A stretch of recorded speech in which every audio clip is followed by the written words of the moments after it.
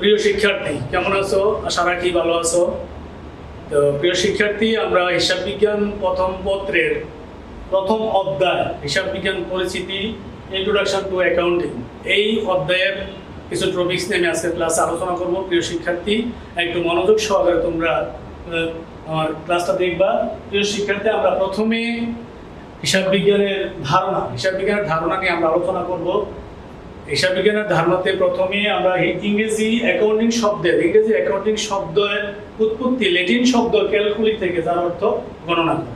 প্রিয় শিক্ষার্থী, তাইলে ক্যালকুলি অর্থাৎ ল্যাটিন শব্দ ক্যালকুলি থেকে, যার অর্থ গণনা করা, অর্থাৎ টু কাউন্ট অর্থাৎ গণনা করা। তাহলে ইংরেজি অ্যাকাউন্টিং শব্দটি আমরা বুঝলাম যে ইংরেজি অ্যাকাউন্টিং শব্দটি ল্যাটিন শব্দ ক্যালকুলি থেকে উৎপত্তি, অর্থাৎ টু কাউন্ট অর্থাৎ যার অর্থ গণনা করা। তাইলে তারপরে হিসাব বিজ্ঞান আসলে মূলত হিসাব বিজ্ঞান।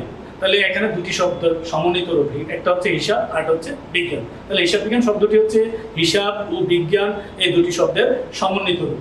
তাহলে হিসাব শব্দের অর্থ গণনা করা এবং বিজ্ঞান শব্দের অর্থ পরীক্ষা নিরীক্ষার মাধ্যমে বিশেষ জ্ঞান। তাহলে আমরা বলতে পারলাম যে হিসাব শব্দের অর্থ গণনা করা এবং বিজ্ঞান শব্দের অর্থ পরীক্ষা নিরীক্ষার মাধ্যমে প্রাপ্ত বিশেষ জ্ঞান। এটা হচ্ছে হিসাব বিজ্ঞান। তাহলে আমরা হিসাব বিজ্ঞানের ধারণা পাইলাম। প্রিয় শিক্ষার্থী, ইংরেজি অ্যাকাউন্টিং শব্দটি ল্যাটিন শব্দ ক্যালকুলি থেকে উৎপত্তি, যার অর্থ গণনা করা। আর হিসাব বিজ্ঞান হচ্ছে হিসাব ও বিজ্ঞান এই দুটি শব্দের সমন্বিত রূপ। হিসাব শব্দের অর্থ গণনা আর বিজ্ঞান শব্দের অর্থ হচ্ছে বিশেষ জ্ঞান, অর্থাৎ পরীক্ষা নিরীক্ষার মাধ্যমে প্রাপ্ত বিশেষ জ্ঞান। তাহলে আমরা হিসাব বিজ্ঞানের ধারণা সম্পর্কে একটু আলোচনা করলাম। প্রিয় শিক্ষার্থী, এবার দেখো হিসাব বিজ্ঞানের সংজ্ঞা। ব্যবসায়িক ও সামাজিক ও ব্যক্তিগত আর্থিক লেনদেন সমূহকে গণনা করার উদ্দেশ্যে বিজ্ঞানসম্মত উপায়ে লিপিবদ্ধ করে আর্থিক ফলাফল ও আর্থিক অবস্থা নিরূপণ করে সংশ্লিষ্ট পক্ষকে প্রয়োজনীয় তথ্য সরবরাহ করাকে হিসাব বিজ্ঞান বলা হয়। তাহলে প্রিয় শিক্ষার্থী, অনেকেই আমরা জানি হিসাব বিজ্ঞানের সংজ্ঞা জিজ্ঞাসা করলে আমরা তো বলতে পারি যে শাস্ত্র পাঠ করিলে এই করিলে ওই করিলে। আসলে মূলত এটা না। আমরা যদি এটা বাস্তবে একটু ভেঙে বুঝি, তাহলে আমরা হিসাব বিজ্ঞানের ধারণাটা পাইলাম। তাহলে সংজ্ঞায় যদি আমরা যাই, তাহলে প্রিয় শিক্ষার্থী, আমরা সংজ্ঞাত গেলে দেখতে পাই যে আমাদের ব্যক্তিগত বা সামাজিক বা ব্যবসায়িক লেনদেন সমূহকে গণনা করার উদ্দেশ্যে বিজ্ঞানসম্মত উপায়ে লিপিবদ্ধ করে আর্থিক অবস্থা ও আর্থিক ফলাফল নিরূপণ করে প্রয়োজনীয় তথ্য সরবরাহ করা, সংশ্লিষ্ট পক্ষকে প্রয়োজনীয় তথ্য সরবরাহকে হিসাব বিজ্ঞান বলা হয়। তাহলে প্রিয় শিক্ষার্থী, আমরা বুঝলাম যে ব্যবসায়িক বা সামাজিক বা আর্থিক লেনদেন সমূহকে লিপিবদ্ধ করে গণনা করার উদ্দেশ্যে গণনা করার উদ্দেশ্যে লিপিবদ্ধ করে বিজ্ঞানসম্মত উপায়ে লিপিবদ্ধ করে আর্থিক ফলাফল নিরূপণ ও আর্থিক অবস্থা নিরূপণ করে সংশ্লিষ্ট পক্ষকে প্রয়োজনীয় তথ্য সরবরাহ করাকেই হিসাব বিজ্ঞান বলা হয়। তাহলে আমরা হিসাব বিজ্ঞানের ধারণা এবং হিসাব বিজ্ঞানের সংজ্ঞা সম্পর্কে প্রিয় শিক্ষার্থী আমরা জানতে পারলাম।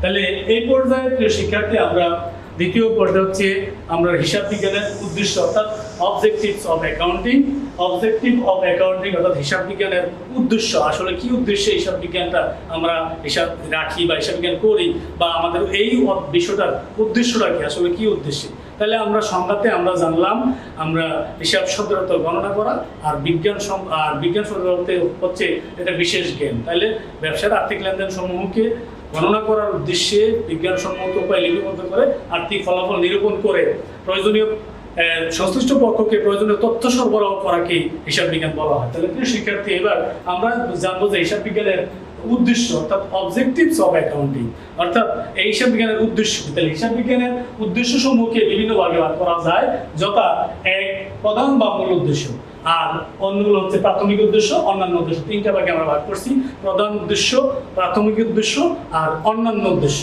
তাহলে প্রধান বা মূল উদ্দেশ্য, তাহলে মূল উদ্দেশ্যটা কি? আসলে আমরা বইয়ে বা বিভিন্ন বইতে দেখি অনেক উদ্দেশ্য আছে হিসাব বিজ্ঞানের, কিন্তু আমরা কেউ যদি জিজ্ঞাসা করে বা এমসিকিউর মধ্যে আসে যে হিসাব বিজ্ঞানের প্রধান বা মূল উদ্দেশ্য কি, বা প্রাথমিক উদ্দেশ্য কি, বা অন্যান্য উদ্দেশ্যগুলো কি, তাহলে প্রধান বা মূল উদ্দেশ্য এখানে সংশ্লিষ্ট পক্ষ সমূহকে প্রয়োজনীয় তথ্য সরবরাহ করা, অর্থাৎ ইনফরমেশন, হিসাব সংক্রান্ত বিষয়ের ইনফরমেশনটা সাপ্লাই দেওয়া। আসলে হিসাব বিজ্ঞানের অন্যতম একটা প্রধান উদ্দেশ্য হচ্ছে আমরা যে হিসাব বিজ্ঞান সিস্টেমে আমরা হিসাব রাখি, প্রত্যেক এই হিসাব বিজ্ঞানের মাধ্যমে।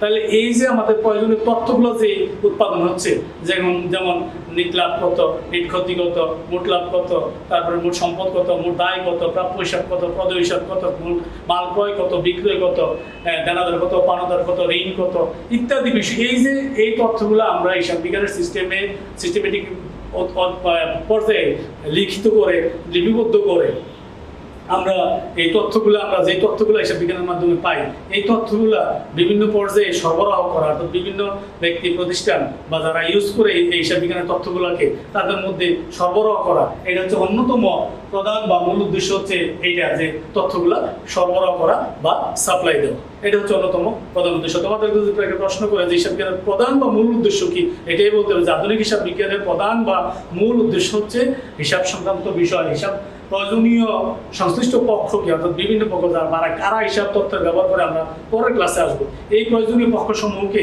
তথ্য সাপ্লাই দেওয়া, অ্যাকাউন্টিং তথ্য সরবরাহ করা হচ্ছে হিসাব বিজ্ঞানের প্রধান বা মূল উদ্দেশ্য। তারপর হচ্ছে প্রাথমিক উদ্দেশ্য।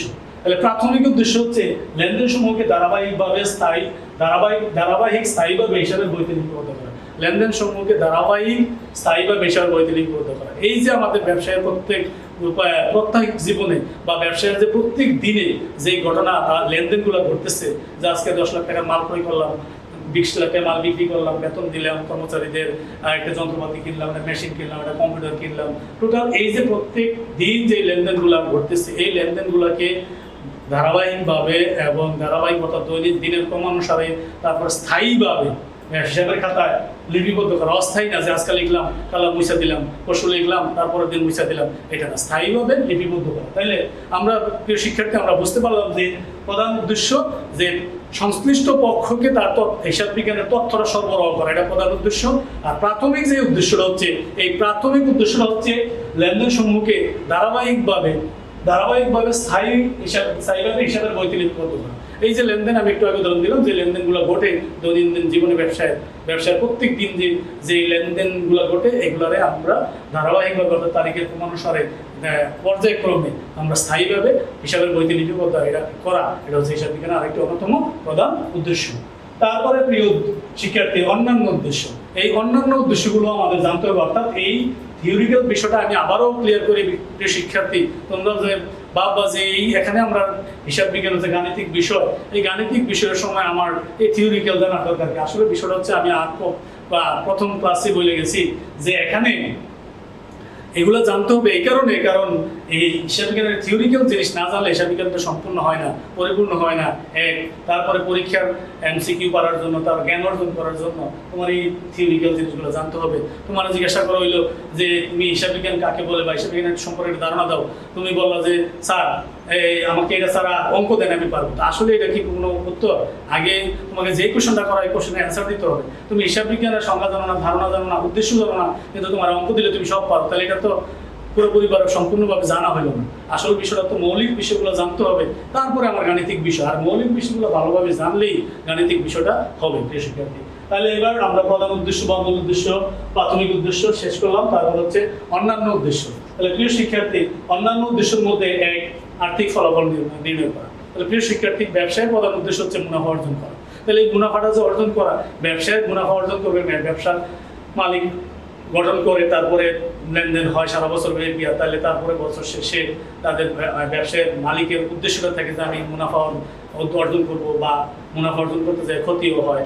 তা এইটা বিষয় হচ্ছে ব্যবসায়ের প্রধান উদ্দেশ্য। কিন্তু তাহলে হিসাব বিজ্ঞানের আরেকটা অন্যতম অন্যান্য উদ্দেশ্য মধ্যে একটা হচ্ছে আর্থিক ফলাফল নির্ণয় করা। তাহলে আর্থিক ফলাফল নির্ণয় করব, অর্থাৎ আর্থিক ফলাফল নির্ণয় বলতে এখানে বোঝা যে ব্যবসায়ের লাভ লস নির্ণয় করা, অর্থাৎ লাভ ক্ষতি নির্ণয় করা, কত টাকা লাভ হইলো, কত টাকা ক্ষতি হইলো। আমি এক বছর যে জানুয়ারি থেকে শুরু করে ডিসেম্বর পর্যন্ত ব্যবসা করলাম, এই ব্যবসায় আমার লাভ বা ক্ষতি কত টাকা হলো, এইটা নির্ণয় করা, এটা হচ্ছে আর্থিক ফলাফল নির্ণয় করা। তাহলে হিসাব বিজ্ঞানের মাধ্যমেই আমরা এই আর্থিক ফলাফলটা, হিসাব বিজ্ঞানের সিস্টেমে যদি আমরা হিসাব বিজ্ঞান রাখি, হিসাব রক্ষণ করি, তাইলে আমরা এই আর্থিক ফলাফল নির্ণয় করতে পারবো।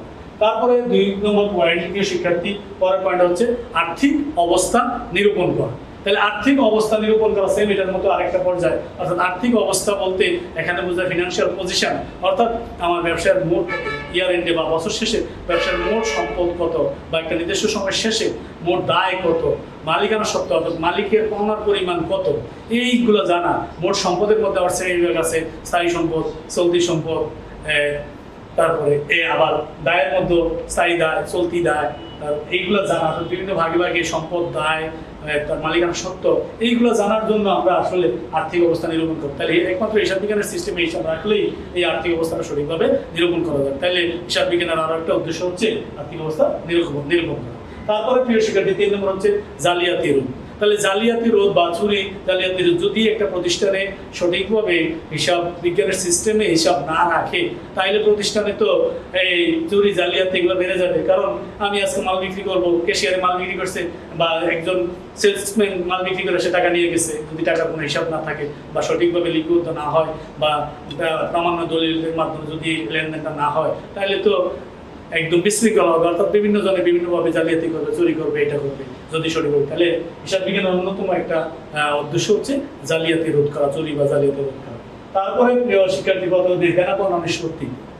তাহলে এই লেনদেনের আমরা যে করি, মাল বিক্রি করবো, মাল ক্রয় করবো, বাকিতে করবো, নগদে করবো, অন্যান্য করবো, এখানে যে দেনাপনার বিভিন্নভাবে দেনাপনার সৃষ্টি হবে, বকেয়া থাকবে আবার টাকা প্রদান করবো, আবার আয়ের ক্ষেত্রে বকেয়া থাকবে আবার টাকা পাবো, এই যে দেনাপনার সৃষ্টি হয়, তাহলে হিসাব বিজ্ঞানের সিস্টেমে যদি আমরা হিসাব রাখি তাহলে এই দেনাপনাটাও সঠিকভাবে নিষ্পত্তি করা যাবে। না হলে যদি সঠিকভাবে হিসাব না রাখি, সে ফর এক্সাম্পল আমি একজনের মাল বিক্রি করলাম 1 লক্ষ টাকা, ঠিক আছে, তাই সে বলছে 30 দিন পরে দিব টাকাটা। 30 দিন পরে গিয়ে আমি যদি হিসাব ঠিকই না রাখি, সে বলবে না আমার কাছে 1 লাখ টাকা না, আপনি 50,000 টাকা, তাহলে একটা বিরোধ সৃষ্টি হবে। তাহলে এই দেনাপাওনা নিষ্পত্তি করতে গেলেও আমার হিসাব বিজ্ঞানের প্রয়োজন। এই কারণে হিসাব বিজ্ঞানের একটা উদ্দেশ্য হচ্ছে দেনাপাওনা নিষ্পত্তি।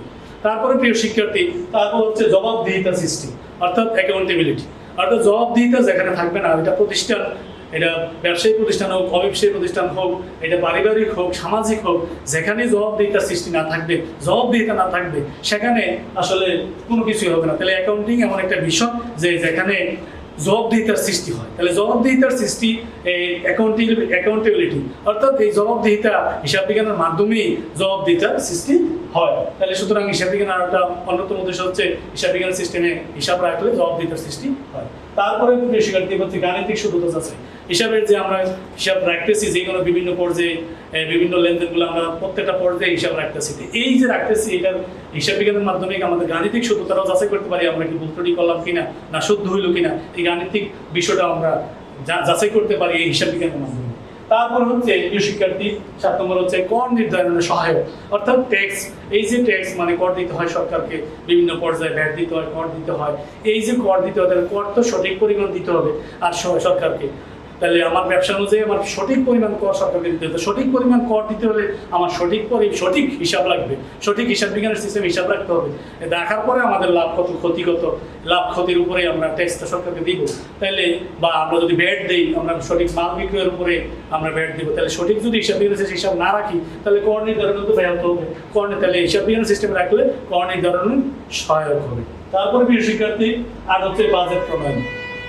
বাজেট হচ্ছে ভবিষ্যৎ পরিকল্পনার সংখ্যাত্মক প্রকাশটা হচ্ছে বাজেট। তাহলে যে আমি ভবিষ্যতে একটা প্ল্যান করব, প্রোগ্রাম করব, ফিনান্সিয়াল যে বাজেট প্ল্যান করব, পরিকল্পনা করবে, এই প্ল্যানটা করতে গেলে আমার এই বাজেটটা সঠিক বাজেট প্রণয়ন করতে গেলে আমার আগের হিসাব দেখতে হবে যে আগে আমি কি হিসাব, কতটুকু হিসাব রাখছি, কতটুকু সম্পদ, কতটুকু দায় আছে, কতটুকু আগের বছর গত বছর সেল হয়েছে, কতটুকু আমরা পারচেস করছি, আমার পূর্বের ব্যয়টা আমার নিতে হবে ভবিষ্যতে বাজেট করতে গেলে, অনুমান করতে হবে। সুতরাং এই জন্য বাজেট প্রণয়নের ক্ষেত্রে হিসাব বিজ্ঞানের গুরুত্ব, উদ্দেশ্য বাজেট প্রণয়ন করা হিসাবে একটা অন্যতম উদ্দেশ্য। প্রিয় শিক্ষার্থী, তারপরে হচ্ছে 9 সম্পদের উপর নিয়ন্ত্রণ। সম্পদের উপর প্রত্যেকটা ব্যবসা প্রতিষ্ঠান, এটা একটা ব্যবসায়িক প্রতিষ্ঠান, একটা স্বাধীন সত্তা, এখানে অনেক সম্পদ আছে, দায় আছে। তাহলে সম্পদ যে আছে, ব্যবসায়ের সম্পদ, এই জায়গা আছে, বিল্ডিং আছে, তারপরে প্রপার্টিজ, আদার প্রপার্টিজ আছে, যন্ত্রপাতি আছে ইত্যাদি। এই সম্পদগুলোকে সঠিকভাবে নিয়ন্ত্রণ করার জন্য আমার হিসাব বিজ্ঞানের প্রয়োজন। যদি আমি হিসাব বিজ্ঞানের সিস্টেমে হিসাব নাই রাখি তাহলে এই সম্পদগুলো তো সঠিকভাবে লিপিবদ্ধ হবে না এবং নিয়ন্ত্রণ করা যাবে না। এই জন্য সম্পদ নিয়ন্ত্রণ করতে হলেও আমাদের এই হিসাব বিজ্ঞানের প্রয়োজন। তারপরে 10 নম্বর হচ্ছে অপ্রয়োজনীয় ব্যয় নিয়ন্ত্রণ। অপ্রয়োজনীয় ব্যয় নিয়ন্ত্রণের একটা আরেকটা অন্যতম উদ্দেশ্য। তাহলে এই অপ্রয়োজনীয় ব্যয় নিয়ন্ত্রণ, অর্থাৎ আমরা যখন একবার হিসাব বিজ্ঞানের সিস্টেমে হিসাব রাখি তখন পূর্বে যে আগে যে ব্যয়গুলো করলাম বিভিন্ন খাতে, সম্পদ কিনলাম, এই আমাদের ফার্নিচার কিনলাম, আসবাবপত্র কিনলাম, তারপরে আমাদের মণিহারি কিনলাম, ইত্যাদি ইত্যাদি যে ক্রয় করলাম, বা আমাদের বেতন দিলাম, স্যালারি দিলাম, কর্মচারীদের কর্মকর্তাদেরকে ভাড়া দিলাম, বা এই যে ব্যয়গুলো হলো, এই ব্যয় এই ব্যয় করতে যে আমাদের যে অপ্রয়োজনীয়গুলো ব্যয় হচ্ছে, আমরা হিসাব দেখে দেখলাম যে কিছু ব্যয় হচ্ছে অপ্রয়োজনীয়, এইগুলো না করলে হইতো। তো সুতরাং এই হিসাব বিজ্ঞানের সিস্টেমে যদি আমরা হিসাব রাখি, তাহলে এই অপ্রয়োজনীয় ব্যয়গুলো নিয়ন্ত্রণ হবে। তো প্রিয় শিক্ষার্থী, আজকের মতো আমার এখানে ক্লাস শেষ। তোমরা ভালো থেকো, সুস্থ থেকো, সামাজিক দূরত্ব মেনে চলবা, বাসায় থাকবা, মা বাবার কথা শুনবা। তো এখানে ভালোভাবে পড়াশোনা করবা। প্রত্যেকটা স্যারের, আমি আগের ক্লাসে বলছি, প্রত্যেকটা স্যারের ভিডিওগুলো পর্যায়ক্রমে আসবে, ক্লাসগুলো, লেকচারগুলো, এক স্যারের লেকচারের সাথে আরেক স্যারের লেকচার, যে এই লেকচারটা আরেক স্যার দিবে তা না, ধারাবাহিকভাবে লেকচারগুলো যাবে। আমি দেবো, স্যার তারপর আরেক স্যার দিবে, আরেক স্যার দিবে, এইভাবে প্রত্যেকটা আমরা চ্যাপ্টারগুলো, অধ্যায়গুলো এভাবে সাজিয়ে নিয়েছি। তোমার প্রত্যেকটা ভিডিও বা প্রত্যেকটা অধ্যায়ই তোমরা ভালোভাবে নিতে হবে। তাহলে প্রিয় শিক্ষার্থী, আজকের মতো এখানে শেষ। আল্লাহ হাফেজ, সবাই সুস্থ থাকো।